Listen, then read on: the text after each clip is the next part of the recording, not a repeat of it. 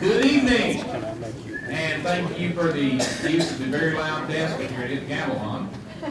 It's great to be here. Thank you all so much for coming out and visiting with us. I'm John Corbin. I serve as Senior Chair of the House Select Committee on Education System for North Carolina's Future. We're going across the state at this time to kind of hear from you guys to see what, and here's the gist. Let me just throw it out and hear you. Let's say today we had no education system, but you were responsible for building one.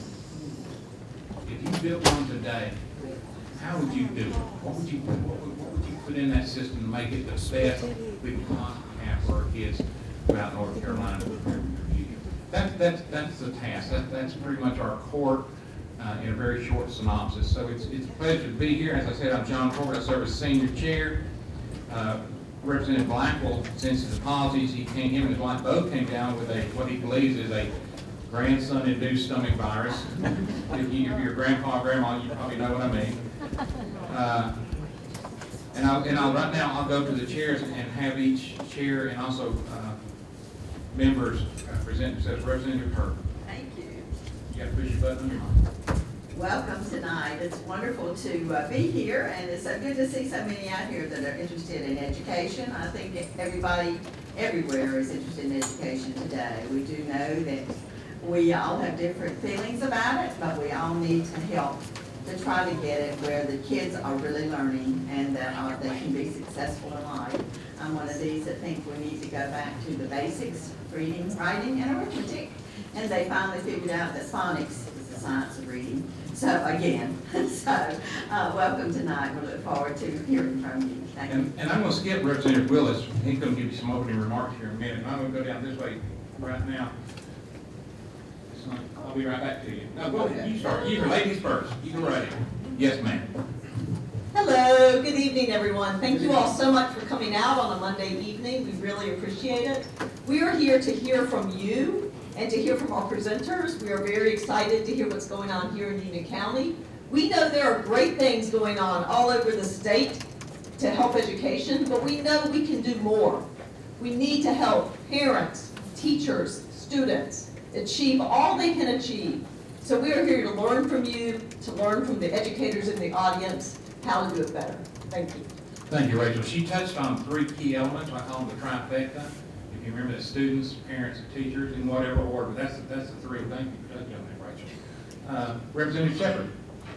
Thank you. I'm from Oslo County. It's good to be with you all. I remember years ago going on vacation up the mountains. We take 74 through Monroe, and we didn't meet any traffic till we got to Independence Boulevard. And I understand it's about the same way, but Monroe has really grown, and it's good to be here. Good to hear from the public. And I know you all have a colleague of ours that lives here that knows more about Winston Churchill than anybody I know of. His name is Greg Horn. Greg, where are you at? Good to be here. Thank y'all. Representative Zinger. I'm Representative Zinger. I'm from Forsyth County, just a bit north of here. I want to thank you guys for having us here, and I'm really excited to hear what you have to say. You know, I think if there was a golden lining, or anything good, I should say, that came out of the COVID crisis, is it got every single parent paying attention to education like they never have before. And so we're at a point where we really need to take and reevaluate what we're doing. The good news is everybody's paying attention. And so now's the time to strike while the iron's hot. I'm really excited to hear about what's going on here in Union County. Thank you again for coming out. Dave, hold one second. We're going to introduce, of course, Greg Horn, Mr. Mayor. Mayor Horn of the great city of Weddington is with us, former member of the House, served also in education capacity of his last year in service. Also just came in, former Representative Fred Steen. Good to see Fred. And I saw former Representative Bill Brawley somewhere, and there's Bill right there. And I don't know what it is, but when you leave the General Assembly, you get younger. So all of them, for some reason, but younger today than they did just a short year ago. Chairman Willis. Thank you, sir. First, I'd just like to say thank you to my colleagues for making the trip down here to Union County. Obviously, I think Union County has a great story to tell about where our current system is and where we have been over the last 2 years and where we need to go as a state. And we've got a great program tonight. You'll see some of the presentations in a moment. A great partnership with our community college, with the university and our community here as well. And I think there are some things that we can do more broadly that we're doing already here in Union County that are very different than maybe we're doing in other parts of the state. And so I think as we look at what the future of education holds for all of our students in North Carolina, it really needs to come down to student outcomes. And what is the expectation for us as parents?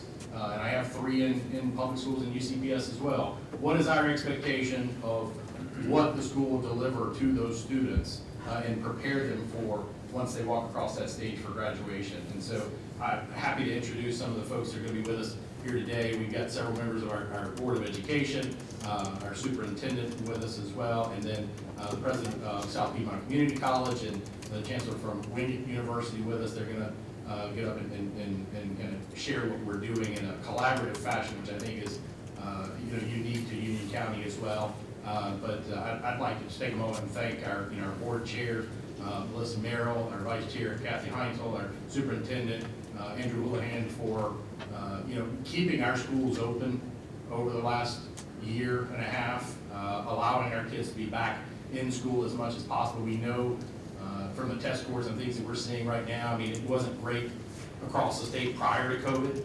COVID exacerbated a lot of those issues that we've seen, but here in Union County, we've outperformed the rest of the state and have the highest performing school district in the state. And I think there's some things that we can take from what we're currently doing as we build this new model going forward. And I'll pass it over to Melissa Merrill to introduce the folks who will be with us and kick off the conversation. Before we do that, I'll let you do that. Before we do that, we got a little bit of housekeeping to take care of. I'm sure if y'all noticed, the restrooms are outside the doors to the left and the right, I believe. And also with us tonight, we have folks, Sergeant at Arms, that serve you and serve us while we're in session, and also travel on committees. And with us tonight from the Sergeant at Arms team is Jonas Cherry, Thomas Terry, Stafford Young. They help in keeping the peace when we travel on committee, either away from the campus or away from campus or on campus. Then also with us, we have members of the legislative police force, which also does the same thing.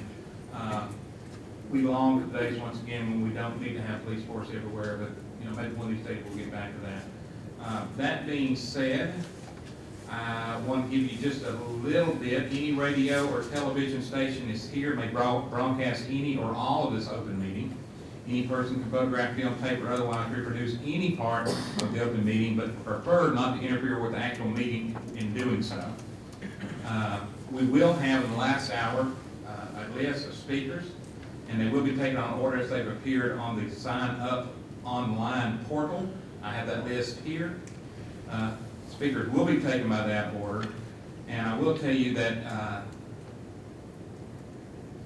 no, there will be time for everybody's comments. And if the names of the list of portal don't take up all available time, some of you may have signed up at the desk, and we will use the order of sign up at the front desk to fill any time remaining.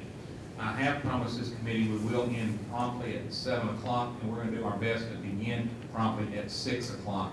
And Sergeant Arms will help keep 2-minute time on anybody who's here to speak. You will see it automatically. I hear counting down here, but 2 minutes is it. So please remember to speak on topic. There's a lot of things going on we can talk about, but we're here to talk about the future of education, what can we do to improve upon that process. Please keep your remarks to that effect. Watch up here. It's new for me. I'll watch too. And then the Sergeant Arms will remind you when the 2-minute time has expired. With that, Chairman Willis. Thank you, Mr. Chairman. I'd just like to go back and reintroduce our board chair, Melissa Merrill. She's going to introduce our speakers for the night and kick off the presentation. Again, thank you all for being here with us. Thank you to the community that's come out, and we know Union County is active. We know Union County has a lot of opinions around education, and we look forward to hearing from you later on. Thank you so much.